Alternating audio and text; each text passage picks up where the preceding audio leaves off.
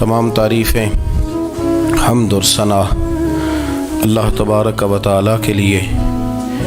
दुरूद सलाम नबी अकरम नूर मुजस्सम शफ़ी मुअज़्ज़म अहमद मुज्तबा जनाब हज़रत मुहम्मद मुस्तफ़ा सल्लल्लाहु ताला अलैहि वसल्लम की ज़ाते वाला सिफ़ात के लिए हम्द व सलात के बाद मुसलमान का ये अक़ीदा है कि हमारा खालिक अल्लाह है, हमारा मालिक अल्लाह, हमारा राज़िक अल्लाह। जब ये सारी चीज़ें, सारी अताएँ, सारी नेमतें अल्लाह की हैं तो फिर मुसलमान की सारी तवज्जो भी अल्लाह ही की जानिब होनी चाहिए। उसे कोशिश करनी चाहिए कि वो हर मामले में, हर मसले में, हर परेशानी में अपनी तवज्जो अपने रब करीम की जानिब मबजूल रखे। इंसान जब अपने इल्म पर भरोसा करने लगता है या अपनी अकल पर भरोसा करने लगता है या अपने ताल्लुकात पर भरोसा करने लगता है या अपनी दौलत पर, माल पर, सेहत पर, तो एक बहुत बड़े धोखे का शिकार हो जाता है। और इंसान जब इंसानों पर भरोसा करने लगता है तो फिर अल्लाह ताला उसे बाज़ौक़ात इंसानों के सुपुर्द कर देता है, इंसानों के सुपुर्द।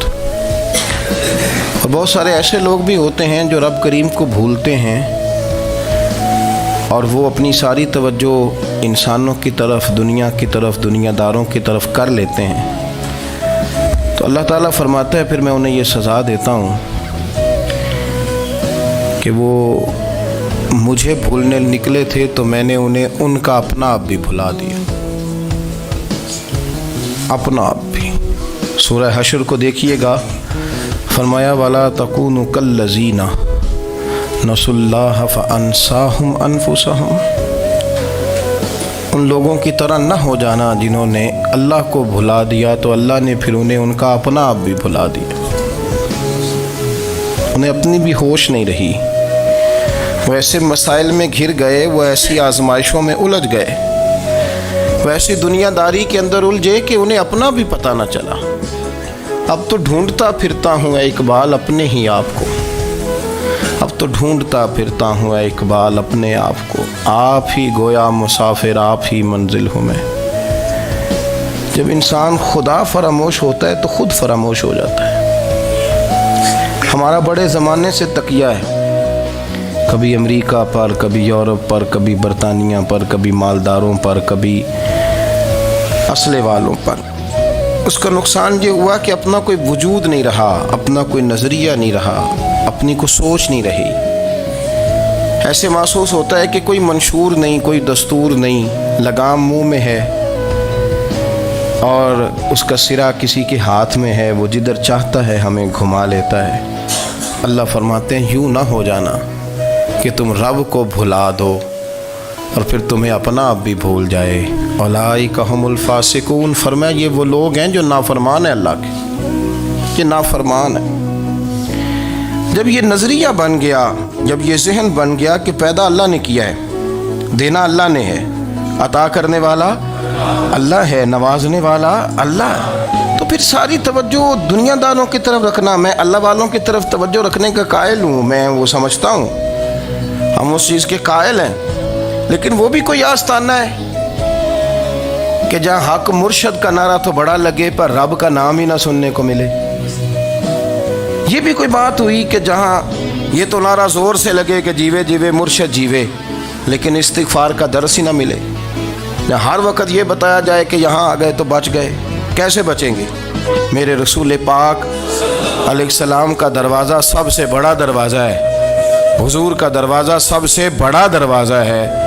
लेकिन मेरे दोस्तों याद रखना, नबी पाक अलैहिस्सलाम ने भी लोगों को जब रास्ता दिखाया है तो रब करीम का रास्ता दिखाया है, अल्लाह का रास्ता दिखाया, अल्लाह करीम का रास्ता दिखाया, लोगों को रब की तरफ तवज्जो कराई। मेरे रसूल करीम सैयद आलम सल्लल्लाहु ताला अलैहि वसल्लम ने लोगों की अल्लाह की जानिब तवज्जो कराई और लोगों से ये कहा कि वो अपने रब करीम की जानिब अपना जहन रखें, अपनी तवज्जो अपने अल्लाह की जानिब मबजूल करें। मेरी बात को अच्छे तरीके से समझिएगा। इल्म अल्लाह तबारक व तआला अता करता है, تو اسے اللہ کی عطا ہی سمجھنا چاہیے۔ کچھ لوگوں کے پاس علم ہوتا ہے پر علم نافع نہیں ہوتا، وہ ٹامک ٹونجا مارتے رہتے ہیں ساری زندگی۔ علم کو اللہ کی عطا سمجھیں، اپنی عقل پر اپنے شعور پر زیادہ بھروسہ نہ سمجھیں، نظر اللہ پہ رکھیں۔ حضرت مولا علی شیر خدا کرم اللہ تعالی وجہہ الکریم سے کسی نے پوچھا تھا بڑا عالم کون ہوتا ہے؟ ہمارے ہاں تو اب وہ والے عالم پائے جاتے ہیں نا، اللہ ماشاءاللہ، جو ممبر پہ بیٹھتے ہیں تو دعوے ہی دعوے، ممبر پہ بیٹھتے ہیں تو دعوے ہی دعوے، اس طرح کے عالم ہمارے ہاں پائے جاتے ہیں۔ وہ ہر بات میں دعویٰ کرتے ہیں، میں یہ کر دوں گا، میں وہ کر دوں گا۔ یہ مزاج علماء کا نہیں۔ حضرت علی المرتضیٰ سے کسی نے پوچھا بڑا عالم کون ہوتا ہے؟ فرمایا بڑا عالم وہ ہوتا ہے کہ جسے مسئلے کا پتہ نہ ہو تو وہ کہہ دے مجھے نہیں پتہ، میں پتہ کر کے بتاؤں گا، غلط بات بیان نہ کرے۔ امام مالک سے کسی نے کوئی مسئلہ پوچھا تو آپ فرمانے لگے مجھے اس سوال کا جواب نہیں آتا، ہمارے بزرگ سمجھاتے کیا ہے؟ وہ کہنے لگا آپ اتنے بڑے امام ہیں تو اس سوال کا جواب نہیں آتا۔ آپ فرمانے لگے اگر مجھے ہر سوال کا جواب آتا پھر تو میں خدا ہوتا، مجھے ہر سوال کا جواب نہیں آتا، مجھے تو اتنا آتا ہے جتنا میرے رب نے مجھے عطا کر دیا ہے۔ اپنی نظر اللہ پہ رکھیں، نکل آئیں اس معمے سے باہر کہ میں کوئی بلا ہوں، مجھے بڑا پتہ ہے، میرے پاس 6 ڈگریاں ہیں، مجھے 10 جگہ پہ تدریس کا شغف حاصل ہے، اس سے نکلیں باہر۔ قرآن مجید دیکھیے گا، اللہ تعالیٰ نے ارادہ قدرت فرمایا کہ میں حضرت آدم کو بناؤں گا، پھر بنانے کے بعد فرمایا فرشتوں سجدہ کرو آدم کو، سب نے سجدہ کیا الا ابلیس ابا واستکبر وکان من الکافرین، سب نے سجدہ کیا سوائے ابلیس کے، اس نے انکار بھی کیا، تکبر بھی کیا اور کافروں میں سے ہو گیا۔ تو یہ جب اللہ تعالیٰ نے سجدہ کرایا تو کیسے کرایا؟ اللہ تبارک و تعالیٰ نے نا حضرت آدم کو علم سکھایا خود، وعلم آدم الاسماء کلہا، خود اللہ فرماتے ہیں کہ میں نے جناب آدم علیہ السلام کو تمام اشیاء کے نام سکھائے، سب اشیاء کے نام سکھائے۔ تو وہ چیزیں پھر میں نے نا، اللہ فرماتے ہیں میں نے فرشتوں پہ پیش کی، میں نے کہا کہ بتاؤ ان کے نام کیا ہے، تو فرشتوں نے جو جواب دیا ہے وہ سمجھنے والا ہے۔ اللہ نے چونکہ خود علم سکھایا تھا حضرت آدم کو، جناب آدم سکھایا تھا، لیکن فرشتوں کو نہیں سکھایا تھا۔ تو اللہ کریم نے فرمایا فرشتوں اب یہ بتاؤ ان چیزوں کے نام کیا ہیں؟ تو فرشتے کیا کہتے ہیں؟ فرشتے عرض کرتے ہیں قالوا سبحانک لا علم لنا۔ آپ کبھی یقین کریں اس چیز کی لذت لے تو مزہ آ جائے۔ کہا قالوا سبحانک، کہنے لگے تو پاک ہے، قالوا سبحانک، کہنے لگے تو، بھئی آدم علیہ السلام کو نام سکھا لیے، پھر فرشتوں کے سامنے وہ چیزیں پیش کر کے کہا ان چیزوں کے نام بتاؤ، تو فرشتے کیا کہتے ہیں؟ کہتے ہیں قالوا سبحانک، تو پاک ہے، لا علم لنا، ہمارے پاس کوئی علم نہیں، الا ما علمتنا، ہمیں تو اتنا پتہ ہے جتنا تو نے ہمیں سکھا دیا ہے، ہمیں تو اتنا پتہ ہے جتنا تو نے ہمیں، لا علم لنا، ہمارے پاس کوئی علم نہیں ہے، اتنا ہی پتہ ہے جتنا تو نے ہمیں سکھا دیا ہے، اس سے زیادہ ہمارے پاس علم۔ اور یہ کیوں تو نے ہمیں جتنا سکھایا اتنا پتہ ہے؟ فرشتے یہ نہیں کہتے یا اللہ تو زیادہ سکھا، آدم کو دیا تو ہمیں بھی دے، یہ نہیں فرمایا، فرمایا انک انت العلیم الحکیم، اے اللہ تو علم والا بھی ہے اور حکمت والا بھی ہے، تجھے پتہ ہے کس کو کتنا دینا ہے، جتنا تو نے مناسب سمجھا جناب آدم کو دیا، اور جتنا تو نے بہتر سمجھا وہ تو نے ہمیں عطا فرمایا۔ تو اگر آپ کے پاس علم ہے، کہیں نالج ہے، تو اس کو اللہ کی عطا سمجھیں۔ ہمارے ہاں بہت سارے لوگ بن کے بیٹھ جاتے ہیں، میں اکثر کہتا ہوں کہ پھر وہ دعوے کرتے ہیں میرے علاقے والے جاہل ہیں، میرے شہر والے جاہل ہیں، میرے خاندان والے پڑھے نہیں۔ یہ آپ کا دعویٰ ہے، یہ آپ کو خراب کر دے گا۔ ہم نے بہت سارے ایسے لوگ دیکھے جو بہت بڑے عالم تھے، لیکن اللہ جب لینے پہ آیا تو عقل ہی لے گیا، شعور ہی چلا گیا، حافظے ختم ہو گئے۔ آپ دیکھتے ہیں بڑھاپے میں کچھ لوگ ایسے ہوتے ہیں کہ جن کو یہ بھی یاد نہیں رہتا کہ میرا نام کیا ہے، میں کہاں ہوں، مجھے کدھر جانا ہے۔ تو اس وقت سے اللہ کی پناہ مانگیں اور اپنی نظر اپنے رب کریم کی جانب رکھیں، اللہ کی جانب اپنی نظر کو مبذول رکھیں۔ دوسری بات، علم کے بعد ایک چیز آتی ہے جس کا نام ہے ہدایت، جس کا نام ہے تقوی، جس کا نام ہے پرہیزگاری، جس کا نام ہے عمل، عبادت، ریاضت۔ یہ بھی اسی وقت ہی نصیب ہوتی ہے جب میرا رب کریم نصیب فرما دیتا ہے۔ ہم نے نا نیکی کا اپنا اپنا سٹیٹس بنا لیا ہے، اپنا اپنا معیار بنا لیا ہے۔ کچھ لوگ کہتے ہیں کہ جناب مسجد میں سیمٹ کا توڑا دینے سے بہتر ہے کسی غریب کو آٹے کا تھیلا دے دو۔ اب اس نے اپنا مزاج بنا لیا نا نیکی کا، اس نے اپنا سٹیٹس بنا لیا ہے۔ میرا یہ سوال ہے کہ نبی پاک صلی اللہ تعالیٰ علیہ وسلم جب مدینہ شریف آئے تھے تو حضور نے سب سے پہلے غریبوں میں آٹا تقسیم کیا تھا کہ سب سے پہلے مسجد بنائی تھی؟ کیا عجیب لوگوں کا رنگ ہے، اپنی مرضی کی ہدایت، اپنی مرضی کا تقوی، اپنی مرضی کا معیار۔ مسجد کوئی بڑا چھوٹا خطیب بھی میری طرح کا ہو نا تو وہ مسجد میں بیٹھ کے جب نبی پاک کی بات کرتا ہے تو کہتا ہے میرے رسول پاک غریبوں کا سہارا بن کے آئے۔ وہ غریبوں کی بات کرتا ہے، مسکینوں کی، لاچاروں کی، کمزوروں کی بات۔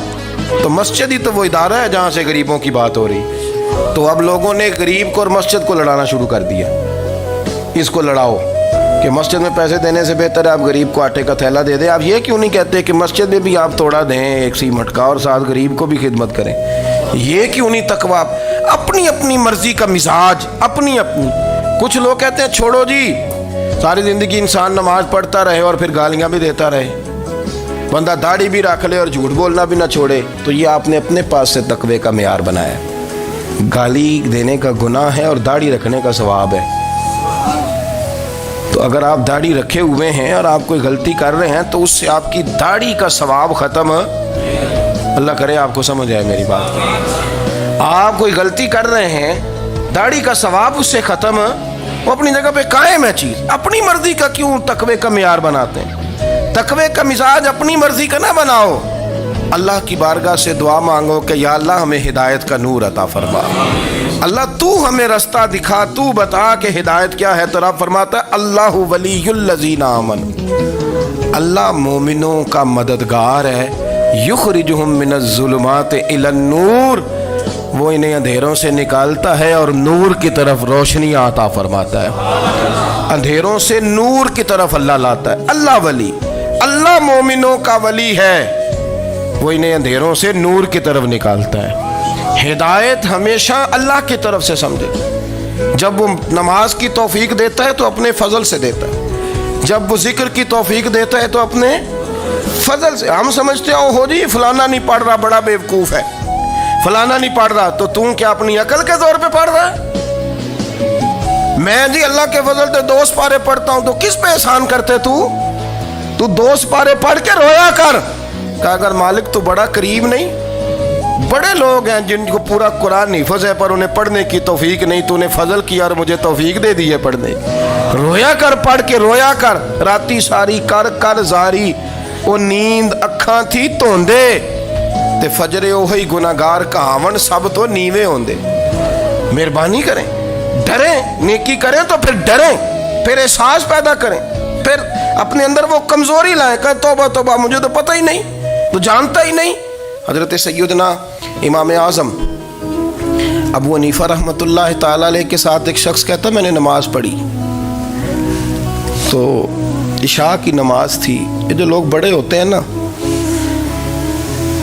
جن کے پیار کرنے والے بڑے ہوتے ہیں، ان کے گرد خوف بھی بڑا ہی ہوتا ہے، انہیں بڑا ڈر لگتا ہے، بڑی بعض اوقات آزمائش ہوتی ہے ان کی۔ عشاء کی نماز کہتے پڑھی تو امام صاحب نے نا عشاء کی نماز میں تلاوت کی آیتیں فَمَن يَعْمَلْ مِثْقَالَ ذَرَّةٍ خَيْرًا يَرَهُ وَمَن يَعْمَلْ مِثْقَالَ ذَرَّةٍ شَرًّا يَرَهُ، فرمایا جو ذرہ برابر خیر کرے گا وہ بھی قیامت میں دیکھے گا، اور جو ذرہ برابر شر کرے گا وہ بھی قیامت میں اس شر کو دیکھے گا، اس کے سامنے آئے گا۔ تو وہ شخص کہتا ہے کہ سارے لوگ نماز پڑھ کے چلے گئے تو امام صاحب رحمۃ اللہ علیہ نے اپنی داڑھی پکڑی، رو رہے ہیں، کہتے ہیں وہ ذرہ برابر نیکی کا بدلہ دینے والے، وہ ذرہ برابر شر پہ سزا دینے والے، میری سفید داڑھی کو دیکھ مالک، میرے ذرے ذرے سامنے نہ لانا، لوگ تو میری بڑی قدر کرتے ہیں دنیا، میں تو بڑا پہچانا جاتا ہوں، لوگ تو میری راہوں میں پھول لیے کھڑے ہوتے ہیں، مجھے بڑا نوازتے ہیں، قیامت میں رسوا نہ کر دینا، میرے لیے مشکل ہو جائے گی۔ وہ کہتے ہیں میں نے امام صاحب کا درد دیکھا، مجھے کوئی کام تھا تو میں چلا گیا، میں نے کہا کہ وہ اس وقت اللہ کے حضور حاضر ہیں تو میں دوبارہ آؤں گا، کہتے میں تہجد کا وقت آیا تو امام صاحب وہیں بیٹھے تھے اور ان کی داڑھی آنسوؤں سے بھری ہوئی تھی اور زور سے داڑھی پکڑی ہوئی، کہنے لگے مالک رسوا نہ کر دیں، قیامت میں رسوا نہ کر دیں۔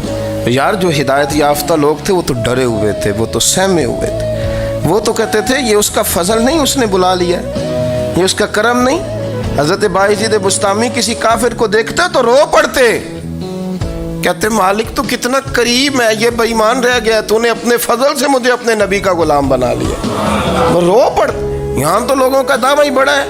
نمازی اللہ خیر فرمائے وہ تو دوسروں کو گھورتا ہے، وہ کہتا ہے جنت کا میں مالک ہوں، کنجیاں میرے پاس ہیں، میں کسی اور کو گھسنے نہیں دوں گا، اور اگر 2-3 حج کر لے تو پھر تو وہ کہتا ہے کہ اب میرے سے پوچھ کے لوگ جنت میں جائیں گے معاذ اللہ، اور اگر وہ 2 4 5 7 دفعہ کوئی نفل پڑھ لے تو پھر وہ کہتا ہے چھوڑیں جی سارے لوگ بے عمل ہیں، میں اکیلا نیک ہوں۔ نہ ایسا کریں، اپنی توجہ اپنے رب پہ رکھیں، اپنی توجہ اپنے معین الملت والدین، عطا رسول، ہند الولی، غریب نواز، خواجہ معین الدین چشتی، حضرت خواجہ اجمیر، شاہ اجمیر، شاہ اجمیر، والی ہندوستان۔ آخری عمر میں نا سارا دن روتے گزر جاتا، ساری رات روتے گزر جاتے، ذرا سی کوئی بات کرتا تو رو پڑتے، آنکھیں آنسوؤں سے بھری رہتی۔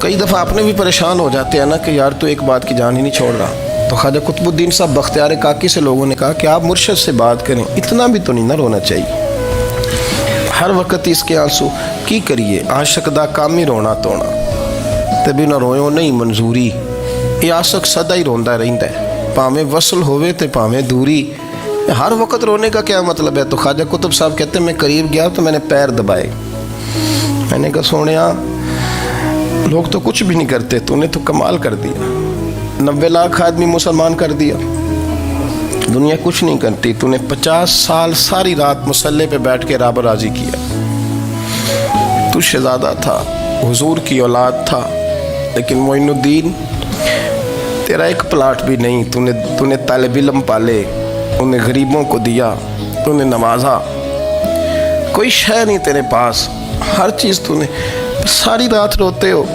سارا دن روتے ہو۔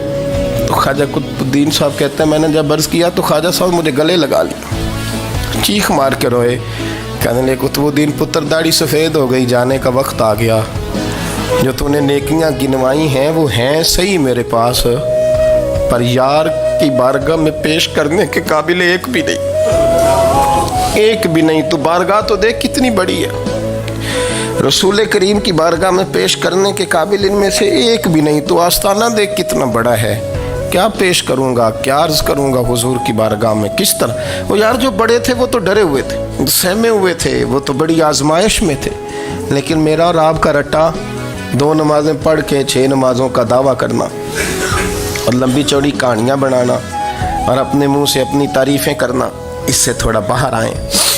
رزق بھی میرا اللہ ہی دیتا ہے، علم بھی اللہ دیتا ہے، رزق بھی۔ بڑے بڑے فقیروں کو مالدار ہوتے دیکھا، بڑے بڑے مالداروں کو فقیر ہوتے دیکھا، بڑے بڑے، میرے ایک بڑا سخی قسم کا سجن ہے، بڑا پیارا ہے، میں اسے سخی مانتا ہوں، میں نے اپنی پریشانیوں کے دنوں میں بھی اس شخص کو سخی دیکھا۔ ایک دن رات کو مجھے ٹیلی فون کر کے کہنے لگا کدھر ہو؟ میں نے کہا میں گھر ہوں۔ نہیں اکثر سفر میں ہوتے ہو نا؟ میں نے کہا طبیعت کیسی ہے؟ ٹھیک ہے، بس حال چال پوچھنا تھا۔ میں نے سمجھائی، میں نے کہا یار یہ کوئی مسئلہ ہے، ورنہ رات کے 2 بجے کوئی حال پوچھنے کو فون تو نہیں نہ کرتا، کوئی مطلب ایسا تو مسئلہ نہیں نا۔ تو میں نے بیک کال کی، میں نے کہا یار میری بات سن، مسئلہ کیا؟ کہ نہیں کچھ نہیں دل کر رہا تھا۔ میں کہا میری گل سن، رہے ہیں اسی 4-5 سال کٹھے، میں تین جاننا، اصل بات کر۔ کہنے لگا مکان بھی بڑا ہے، سارا کچھ ٹھیک ہے، پر وہ بڑا ہی بے نیاز ہے، کچھ حالات اس قسم کے آ گئے ہیں کہ لوگوں کو بتاؤں بھی تو لوگ ماننے کو تیار نہیں، زیادہ نہیں، مجھے نا تھوڑے سے پیسوں کی ضرورت ہے، کوئی 15-20 ہزار اگر مل جائیں میری ضرورت۔ آپ یقین کریں میں روتا رہا ساری رات۔ میں نے کہا مہربانہ تیرا کس طرح کریں گے، اس سے لے کے زمانہ استعمال کرتا تھا، پر بے پرواہی ویخ نہ سجڑ دی، جتھے کسے دی پیش نہ جاوے، انہیں تاجہ والے در در رولے، تے منگتے تخت بٹھاوے سجنا کسے نو کارا مل دئی کوئی کعبے خالی آوے واللہ خیر الرازقین وہ کہتے تو دائیں بائیں نہ جا رزق تو تجھے میں دوں گا میں ہوں بہتر رزق دینے والا بڑے بڑے بادشاہ بڑے بڑے شہنشاہ بڑے بڑے لوگ ہاتھوں میں کاسے فقیریاں ام ربیہ کا کرتی تھیں بڑی نیک اور صالح خاتون تھیں وہ کہتی ہیں کہ میں نا بڑے امیر آدمی کی بیوی تھی اپنے شوہر کے ساتھ چھت پہ بیٹھی تھی تو نیچے فقیر مانگنے والا آیا اس نے بڑے درد سے صدا کی تو میں نے اپنے شوہر سے کہا کچھ دے دیں کہا دفع کر ان لوگوں نے دھندا بنایا ہوا ہے کہتی میں میکے سے بھی بڑا مال لے کے آئی تھی میرے ماں باپ بڑے امیر تھے تو میں نے نا چوری اپنے خامہ سے نظر بچا کے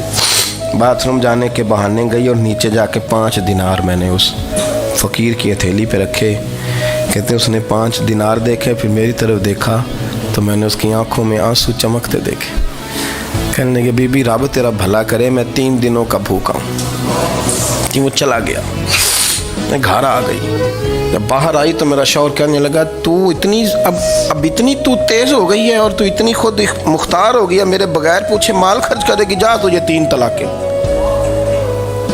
کہتی میں بالدار اور وزادار باپ کی بیٹی تھی طلاق لے کے گھر آئی تو میرا باپ ٹوٹ گیا چارپائی پہ چلا گیا اوہو یہ کیا بن گیا کہتی بڑی تکلیف رہی 1-2 سال کے بعد میرے ابا نے میری شادی کر دی اب جس شوہر کے پاس گئی وہ بڑا نیک تھا پرہیزگار تھا اللہ نے بہترین صلہ دیا کہتی چھت پہ بیٹھی تھی دروازے پہ فقیر آیا تو میں نے شوہر سے کہا کچھ دے دوں کہنے لگا 5 نہ دینا 15 دینا 20 دینا میں فقیر ہوں میں نے فقر سے دولت دیکھی ہے اسے خالی نہ لوٹانا کہتی ہے کہ میں نیچے گئی اور جب میں نے اس کی طرف دینار بڑھائے تو میری چیخ نکلی پیسے پھینک کے میں بے ہوش ہو کے گری میرا شوہر نے آ کے اٹھایا اندر لے گیا پانی منہ پہ چھڑکا کہنے لگا تجھے کیا ہوا کہنے لگی یہ جو مانگنے آیا یہ میرا پہلا شوہر تھا وہی تھا جو کہتا تھا کہ تو 5 دینار دے آئیے جا تجھے 3 طلاقیں پڑھو نا حدیث پاک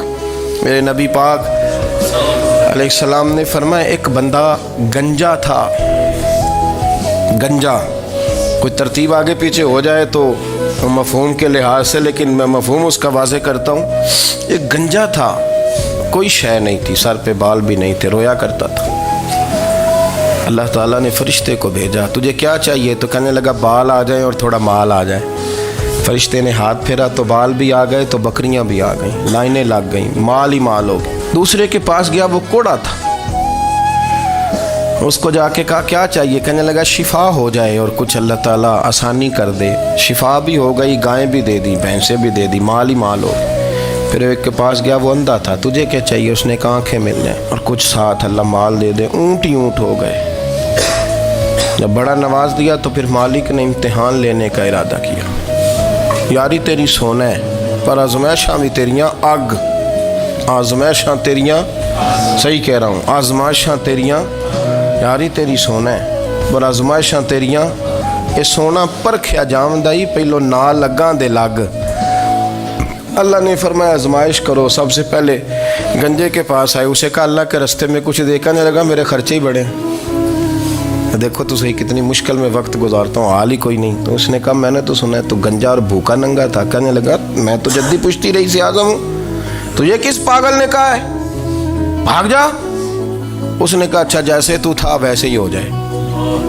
کھیت کھلیان اجڑ گئے پھر سے گنجا ہو گیا حضور علیہ السلام فرمانے لگے پھر وہ اس کے پاس گیا جو کوڑا تھا اسے کہا کچھ دے کہنے لگا خرچے ہی بڑے اب پوچھ لیں کسی امیر آدمی سے کہے گا چکی کے نیچے ہاتھ ہے میرے سے زیادہ تو اب پریشان بندہ ہی کوئی نہیں کیا بتاؤں آپ کو اتنا ٹیکس ہے اتنا جرمانہ ہے فلانی شے بڑا کچھ گنواتے ہیں لوگ اس نے کہا میں نے تو سنا تو پہلے کوڑا تھا اس نے کہا جا دوڑ جا میں تو رئیس اعظم ہوں دادا بھی پردادا بھی اور ساری نسل ہی اس نے کہا اچھا جیسے تو تھا ویسے ہی ہو جائے پھر وہ گیا اندھے کے پاس اور جا کے کہا اللہ کے نام پہ کچھ دے تو وہ کہنے لگا رب کے نام پہ یہ کھڑے ہیں اونٹ جتنے تیرے دل کرے لے دا اس نے کہا کیا معنی اس بات کا کہنے لگا یار تجھے کیا بتاؤں میں تو اندھا تھا میں نے تو کبھی دنیا دیکھی نہیں تھی پھر اس کریم نے فضل کیا تو مجھے بڑا کچھ دکھایا میں کیا بتاؤں، میرا دل کر رہا ہے کہہ دوں کہ پھر اس نے کعبہ دکھایا، پھر اس نے روضہ رسول دکھایا، پھر اس نے ریاض الجنہ کے سجدے دکھائے، پھر اس نے اپنے محبوب کے دروازے کی رونقیں دکھائیں۔ اس نے بڑا کچھ دیا، اس نے بڑا نوازا۔ میرے پاس تو شاید میں بدکار پرانا خادم، کسے در ملی نہ ٹوئی، اے واصف یار نے نظر جو کی تھی، پھر واصف ہی ہوئی۔ یہ تو اس کا کرم ہوا۔ تو یہ وہ کہنے لگا تو اللہ کے نام پہ جان مانگ، میں وہ بھی دینے کو تیار۔ میرے پاس تو شے ہی کوئی نہیں تھی، مجھے تو اپنا پتہ ہے، میں تو کوئی شے نہیں تھا، کچھ نہیں تھا میرے پاس۔ یہ تو ان کا کرم ہے کہ رخ ان کا ادھر ہے، اور مختصر سی میری کہانی ہے، یہ جو بھی ہے ان کی مہربانی ہے۔ تو وہ کہنے لگا میں بھی کچھ لینے نہیں آیا تھا، تیری آزمائش ہی کرنے آیا تھا۔ تیری عزتیں بھی سلامت رہیں گی، تیرا مال بھی سلامت رہے گا، تیری شفا بھی۔ اپنی زندگی میں کبھی بھی اللہ کی بارگاہ سے توجہ ادھر ادھر نہ کریں، چھوڑیں لوگ کیا کر رہے ہیں، دنیا کیا کہہ رہی، کبھی بھی اپنی توجہ دائیں۔ ہمارا یہ مسئلہ بن گیا کہ ہماری سیاست ہے، ہماری دنیا داری ہے، ہم بندوں کو راضی کرنا چاہتے ہیں، ہم دیکھتے ہیں کون کس طرح، اور آپ یقین کریں آپ تھک جائیں گے، بندے راضی نہیں ہوں گے، وہ نہیں راضی ہوتے۔ آپ ان کو منا کے لائیں گے تو ادھر والے نکل جائیں گے، ادھر کو منائیں گے تو ادھر والے نکل جائیں گے۔ اس چکر سے باہر آئیں، اس رب کو راضی کریں جو فرماتا ہے ان الذین آمنوا وعملوا الصالحات سیجعل لهم الرحمن ودا۔ فرمایا تو ایمان لانے کے بعد نیک عمل کر، میں لوگوں کے دلوں میں تیری محبت پیدا کر دوں۔ رحمان لوگوں کے دلوں میں محبت ڈال دے گا، اللہ لوگوں کے دلوں میں۔ اپنی نظر ہمیشہ اپنے رب پہ رکھیں، اتنی لمبی چوڑی دنیا داروں سے امیدیں نہ وابستہ کریں۔ میں نے دیکھا ہے لوگ کاسا لیسی کرتے ہیں، کبھی اس کے دروازے پہ کبھی اس کے دروازے پہ۔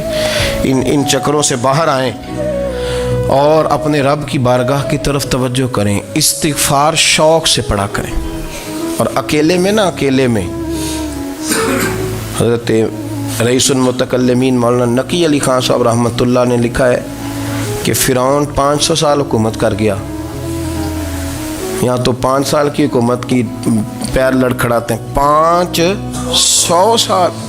فرماتے اصل وجہ یہ تھی کہ دنیا جب سو جاتی تھی نا تو اوپر چادر لے کے تو مصلے پہ بیٹھ جاتا تھا، اور ہاتھ باندھ کے کہتا تھا رب تو ہی ہے، میرا پردہ نہ کھولنا، مالک تو ہی ہے، کرم نوازی کرنا، میری پکڑ نہ کرنا۔ وہ بے ایمان ہو کے اگر 500 سال ہاتھ باندھے تو گزارا کر لیتا ہے، تو ایماندار ہے۔ پر مسئلہ یہ ہے کہ تو رات کو بکل مار کے ہاتھ نہیں نہ باندھتا، تو منت نہیں کرتا، تو استغفار نہیں کرتا۔ توبہ کریں تو بچے رہیں۔ وہ اتنی لمبی حکومت کر گیا چونکہ رات کو کہتا تھا مالک رب تو ہی ہے، لیکن مہربانی فرما، میری پکڑ نہ فرمایا، تو اللہ نے تو اس کو مہلت دے دی۔